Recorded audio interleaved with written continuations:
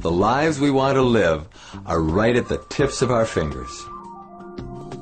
It's not up to the government, your parents, your favorite restaurant, your supermarket to make the lifestyle changes critical to good health. It's up to you. Educate yourself. Don't be a processed person.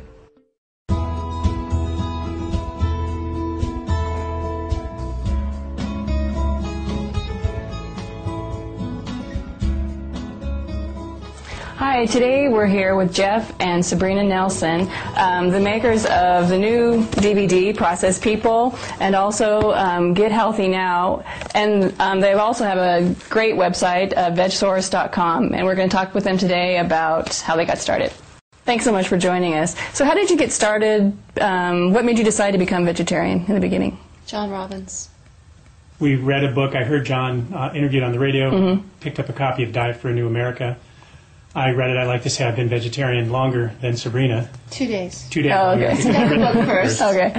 And I was just struck by the health arguments in the book, and I thought, wow, I'd already sort of cut down on meat and chicken and that sort of thing. And I said, well, I'm just going to go all the way to vegetarian.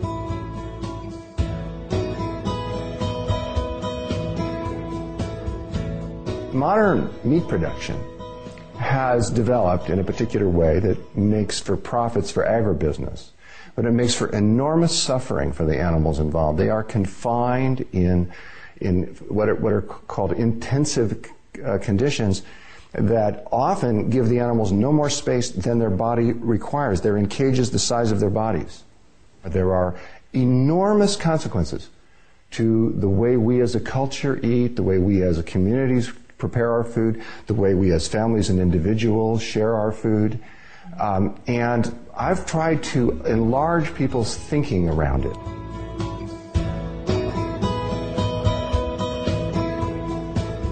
Sabrina, on the other hand, when she read the book, what did you get out of it, Sabrina? Well, I had pet chickens as a kid. Oh. And my chickens were so smart and so incredibly affectionate. And they would wait till I got home from school to lay their eggs, and I would have to sit next to them and pet them. And they would talk to you, they'd follow you around. They were very, very affectionate animals. But for some reason, I didn't make the connection between these wonderful creatures and the ones that you get in the store that are inside a wrapper. It's like, okay, those are different. Those are different kinds of animals. Those are different chickens. Those are not like my chickens. Right. But John Robbins made the connection. No, these are like the ones I had, only these have been terrorized and abused.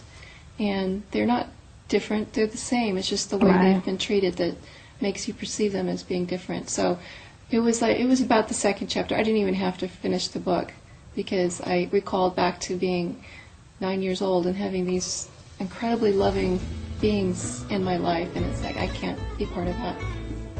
That's great. And then now you're vegan, correct? Yes. Sabrina and Jeff are not the only members of the Nelson family that are vegans. Let's meet their two lovely daughters, Nina and Miranda. How long have you been vegetarian? My whole life. And vegan as well? That's great. How do your friends react when they find out you're vegan? Actually, a lot of our friends have become vegan. Yeah. To tell you the truth. Or they'd try to become vegetarian and then gradually become vegan. Do you try and encourage them to become vegan, or? Well, we don't really tell them oh, you should become vegan, because we're not pushy like that. But sometimes they're like, oh, can I try some of your food? I'm like, okay. And they're like, oh, this is really good. I'm like, it's vegan. What kind of advice would you give to other teenagers to encourage them to become veg? Makes you feel good. You have a lot more energy, and you just.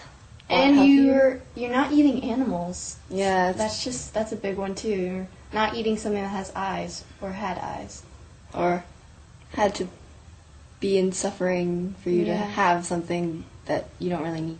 Do you feel a lot of pressure from friends to eat meat, or do they respect your choice? No, our friends respect that. They wish oh, I wish I could do that.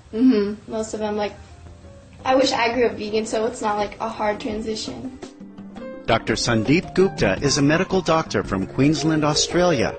Dr. Gupta is a member of the Australian Integrative Medicine Association and the Australasian College of Nutritional and Environmental Medicine, with a special interest in vegetarian and vegan nutrition. Dr. Gupta was asked if a plant-based diet provides enough protein and nutrition to sustain healthy living. Protein can be found from a variety of plant-based foods. Okay, so we're talking about nuts and seeds, talking about legumes, which includes lentils, chickpeas, soy products, etc. We've got other kind of superfoods like spirulina, chlorella, blue-green algae. We've got other protein supplements we can take in the way of hemp protein or kind of a carob protein or a rice protein. As you can see, and even whole grains have a substantial amount of protein in them.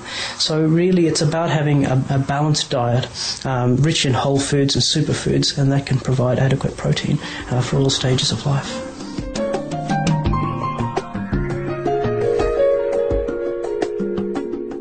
Schedule is we do Pilates around 3 times a week. Mm-hmm.